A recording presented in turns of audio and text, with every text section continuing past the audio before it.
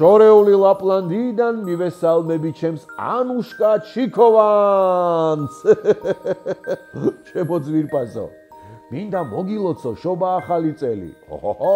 რომ იცოდე, რამდენი რამ გავიგე შენს შესახებ. ელფებმა მიჩხრეს უზომოდ მოსიყვარულე, აქტიური, გონიერი და ცნობის მოყვარეაო. წიგნების კითხვა თურმე 2 თვიდან მოგწონს და უკვე იმდენი წიგნი გაქვს წაკითხული. ისე მიხარია, ასეთი ჯადოსნური გოგო რომ ხარ. ანუშკა, ჩემო ძვირფასო, გავიგე ნაძვის ხე, როგორც კი ააწყვე, უკვე საჩუქრებს ელოდებოდი. ხომ იცი? აუცილებლად დაგახვედრებ ახალი წლის ღამეს.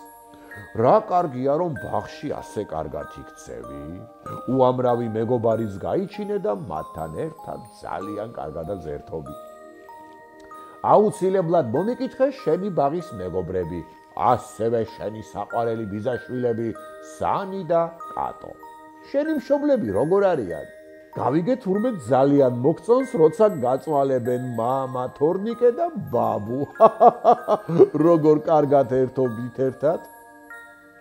რა კარგად გამოგდის ხატვა, ფაზლების აწყობა, თოჯინებით თამაში, სიმღერა და სარკის წინ ცეკვა.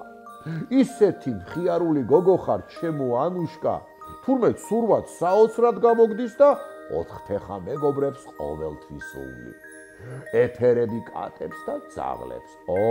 ჩემო საამაყო გოგო, ჩემსავით შენს უზომოდ ყვარებია თოვლი.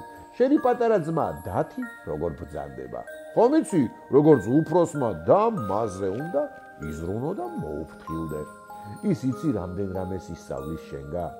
ჩემო პრანჭია გოგო, მე ვიცი რასაც გულით მოინდომებ, ყველაფერი გამოგივა. ვიცი გიყვარს უნიკორნები, ტუჩსაცხები, ულამაზესი პრინცესას კაბები და თანაც განსაკუთრებულად ბრჭყვიალა კაბები. ჩემო პრანჭია ანუშკა, წინ უამრავი ჯადოსნური თავგადასავალი გელის.